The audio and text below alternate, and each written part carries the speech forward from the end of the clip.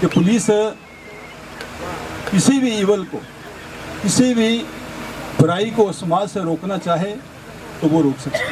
बहुत बड़ा रोल है कि पुलिस हमारे पब्लिक और हमारे समाज की रक्षा और समाज से बुराइयों को ख़त्म करने के लिए ये तैनात होते हैं। तो मैं इनके रोल की बड़ी सराहना करता हूँ। और साथियों, हम सब जानते हैं ये घर घर की बात है।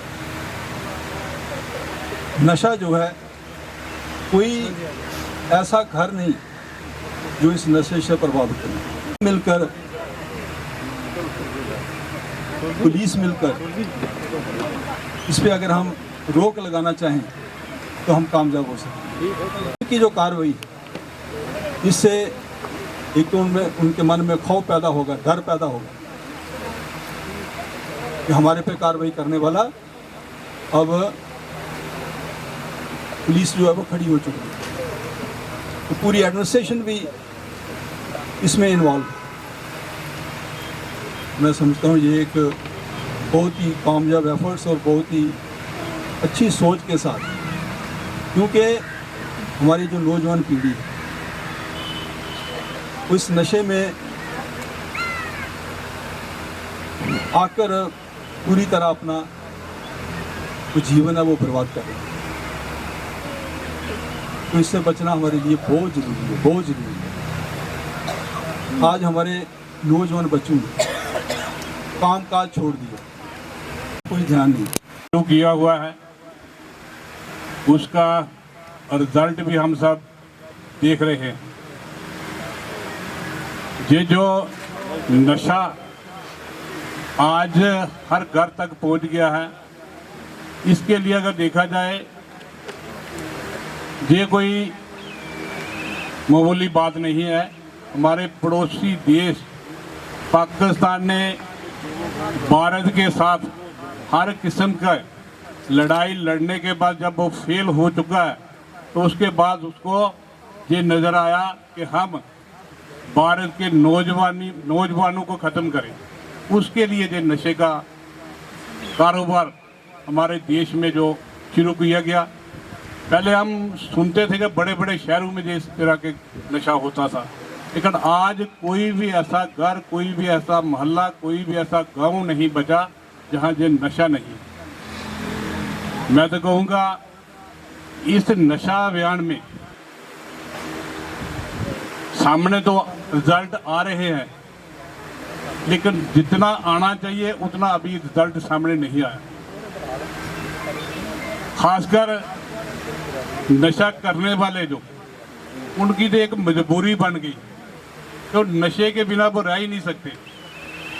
उनका इलाज हम सब ने मिलकर करवाना चाहिए। हो सकता है कि ऐसे घर भी है जो उसका इलाज करवा ही नहीं सकते हो, लेकिन उसका भी सिविल सोसाइटी, एडमिनिस्ट्रेशन सब ने मिलकर कम से कम उसका ट्रीटमेंट हम सब मिलकर करवाएं, ताकि वो इस नशे से बच सके।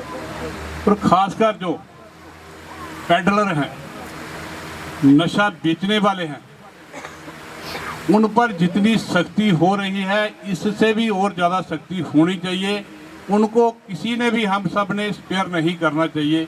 आज भी कुछ लोग उनको बचाने के पीछे लगे हुए, क्योंकि उनके पास इतना पैसा है जिसका हिसाब ही कोई नहीं। उनको सख्ती से हम सब ने निपटना चाहिए। और उसके साथ साथ जो सिविल सोसाइटी है, हम सब लोग हैं, हम सब लोगों ने भी उनको बर्दाश्त नहीं करना चाहिए।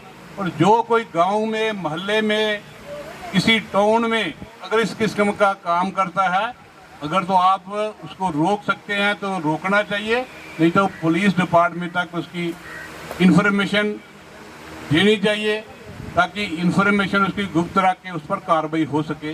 इसका काम होना चाहिए, तब हम सब लोगों के जो आने वाला हमारा भविष्य है, छोटे छोटे बच्चे हैं, कि कोई भी ऐसा नहीं जिसने अपने सामने 12, 14, 15 साल के बच्चे, जिनको हम सब ने उसकी जान जाते हुए देखी है। इसके लिए जिसके घर में आज एक एक बच्चा है, जब वो चला जाता है उस घर की क्या हालत होती है वो ही घर जानता है। इसलिए हम सब ने इसको ये समझना चाहिए, आज उसका बच्चा गया, कल हमारा भी जा सकता है। इसलिए हम सब ने मिलकर इस पर काम करना चाहिए और जिस तरह भी हो सके उसकी सपोर्ट हम सब ने करनी चाहिए। दरवाज़ा हमेशा आपके लिए खुला है। मेरा ऑफिस पुलिस लाइंस में है, यहाँ पे ये आपकी चौकी है, यहीं पे मीरा साहब थाना है। आप जाइए, मेरा पर्सनली ऑफिस लाइंस में है और मैं सबसे मिलती हूँ। लोग मुझे जानते हो पहले से या ना जानते हो, मैं उनको जानती हूँ या ना जानती हूँ, अगर आपके पास इंफॉर्मेशन है कि फलाना आदमी नशा कर रहा है, नशा बेच रहा है, तो आप मेरे पास आ जाएं, हम करेंगे कार्रवाई आगे से। इसके अलावा पूरे जम्मू का जो पुलिस का डी एडिक्शन सेंटर है, इसका भी एसपी हेडक्वार्टर्स का ही ऑफिस संभाल करता है। तो किसी को अगर ज़रूरत है डी एडिक्शन की तो आप हमें कांटेक्ट कर सकते हैं बेझिझक। यहाँ पे कुछ चीज़ें बोली गई थी कि मीरा साहब थाने के बारे में संसार साहब बोल रहे थे कि छोटा है, नफरी की कमी है। तो मैं यहाँ पे बताना चाहती हूँ कि हम ऑलरेडी इसके ऊपर कार्यरत हैं। एसएसपी साहब और हमारी पूरी टीम ने एक नई जगह आइडेंटिफाई की है कि मीरा साहब थाना एक बड़ा थाना बन पाए। यहाँ पे बहुत सारे केसेस आते हैं, ये हमारे हेडक्वार्टर जोन का और पूरे जम्मू का एक बहुत ही विशेष थाना है, तो उसमें जगह भी होनी चाहिए। तो मैंने यूपीएससी पहले अटेम्प्ट में क्रैक किया था और मैं पढ़ी हूँ, मैंने एमए इकोनॉमिक्स करा है दिल्ली यूनिवर्सिटी से।